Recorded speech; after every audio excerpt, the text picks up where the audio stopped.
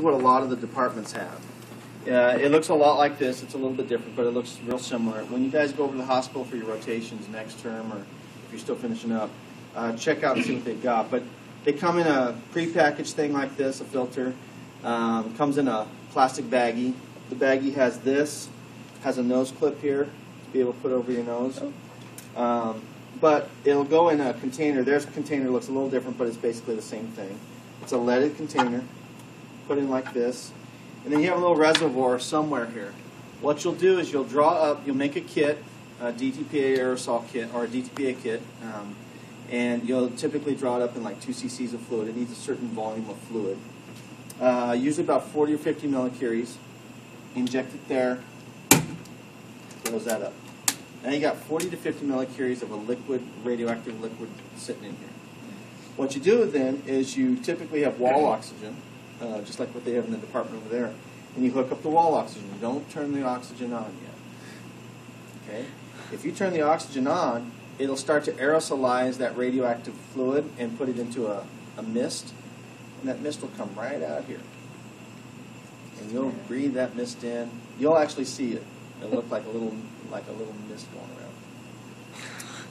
around.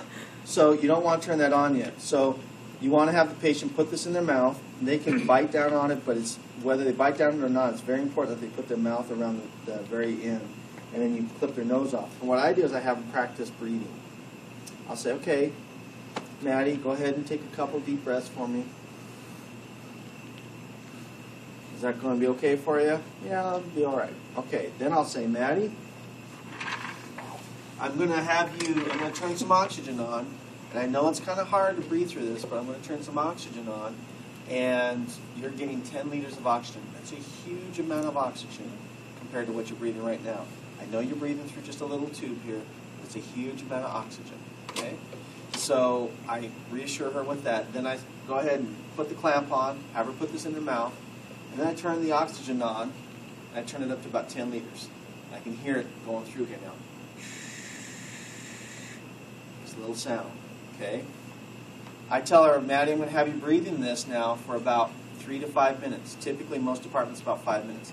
She does not have to be sitting on the camera like we had in the other room. Doesn't have to be up against the camera. Could be sitting in another room, could be venting here. So she puts this in her mouth and she just breathes for about 3 to 5 minutes. The whole time I keep reminding her, keep this really tight around your mouth. You're doing good. Focus on keeping that really tight around your mouth. And I say that over and over again for 5 minutes. When that's done, I don't take it out. Turn the oxygen off first. When I take the oxygen off, then I take it out of her mouth. If I take this out of her mouth while the oxygen is still going, I get this mist all over the room, and I end up breathing in a little bit of that. Don't want to do that. Turn this off in reverse order.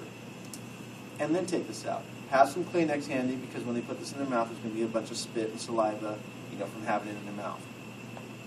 Put that over their mouth and cover it up here, and then this whole this system inside, you just put it in a baggie, label it, put it in your decay storage for 2 or 3 days until it's decayed to background, and you're done.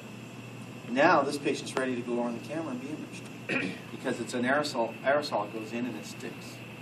Okay, very easy.